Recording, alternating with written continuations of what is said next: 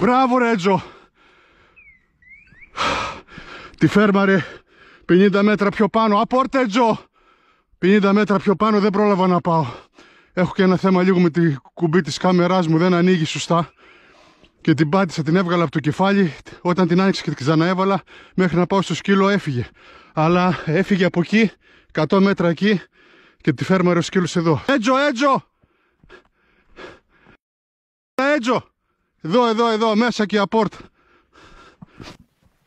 Εδώ θα ήθελα να αναφέρω μία άλλη δυσκολία που αντιμετωπίζει ο σκύλος που κυνηγά πολύ κλειστό φουρνάρι.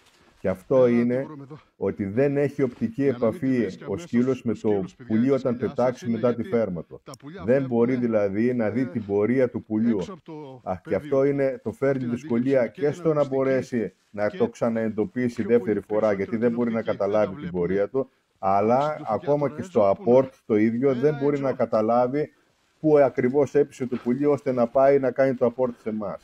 Εκεί είναι που εμείς πρέπει να επέμβουμε, να βοηθήσουμε το σκύλο. Έτζο! Κάπου εδώ πάνω έπεισε το πουλί. Έτζο!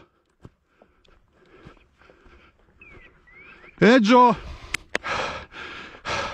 Δεν τον πρόλαβα στην καλή φέρμα του Έτζο εκεί, αλλά έστω και έτσι, δευτεροσηκωμένοι, πήραμε πάλι ένα πουλί. Μπράβο Έτζο, μπράβο. Μπράβο ψυχή μου. Και σε κατάλαβα ότι είσαι συμπεκάτσα Έτζο 10 λεπτά πριν πας πάνω στο πουλί. Σε διαβάζω. Κατάλαβα ότι κατάλαβες ότι εδώ έχει μπεκάτσα. Έχουμε περάσει πόσο τόπο άδεια. Μόλις μπήκαμε πάνω εκεί που ήταν το πουλί βουσκημένο, άλλαξαμε. Τι να πω. Μπράβο Έτζο.